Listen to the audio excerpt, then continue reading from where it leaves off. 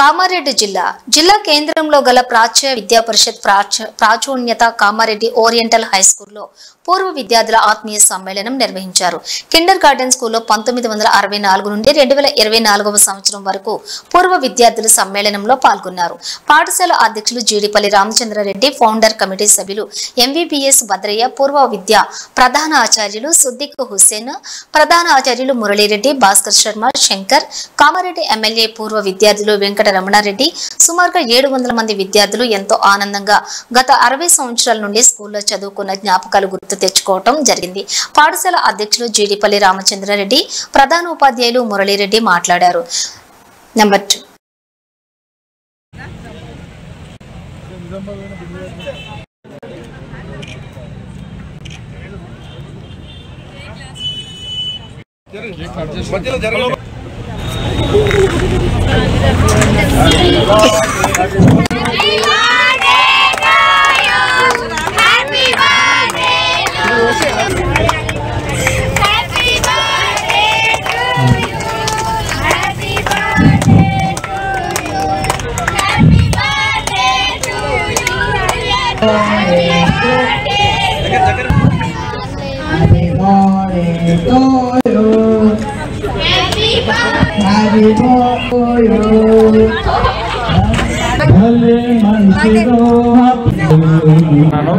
Government grant rate తగ్గించడం వల్ల 19 పోస్టులకు 5గురం ఉన్నాము.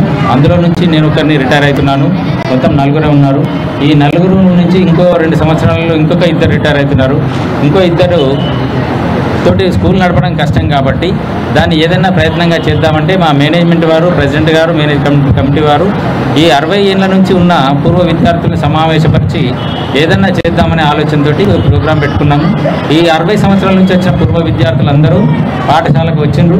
దాని అభివృద్ధికి తోడ్పడతామని హామీ ఇచ్చారు. అనుకున్న ఏదైతే సమావేశమైందో అందరూ వచ్చారు, ప్రోత్సాహం ఇచ్చారు. దానికి ప్రత్యేక ధన్యవాదాలు తెలుపుతున్నాం. కోతుల బెడద, వాన బెడద, మరి బయట నుంచి కొన్ని పాములు అవి వీటి వస్తున్నాయి. దాని గురించి అని చెప్పేసి దీని యొక్క పక్కా భవనం నిర్మాణం చేద్దామని చెప్పేసి మరి పూర్వ విద్యాలయం నుంచి ఏ విధంగా స్పందన వస్తుంది, వాళ్ళు మాకు ఏ విధమైన సహకారం అందిస్తారు దీన్ని అభివృద్ధి చేయడానికి అని చెప్పేసి వారి సలహాలు, సూచనలు, ఎందుకంటే పూర్వ విద్యార్థులే మాకు స్తంభాలు, వాళ్ళు మూల పురుషులు కాబట్టి వారిని ప్రోత్సహించేసి వాళ్ళందరినీ ఒక దగ్గర కలిపి వారి యొక్క అభిప్రాయాలను సేకరించి వారి ఆర్థికంగాను ఏ విధంగా మా పాఠశాల అభివృద్ధికి తోడ్పడతారు అనే ఉద్దేశం కొద్దీ ఈ యొక్క సమావేశం అయింది. దానికి మేము అనుకున్న దానికంటే ఎక్కువ మొత్తంలో కూడా చాలామంది దాతలు ముందుకొచ్చారు.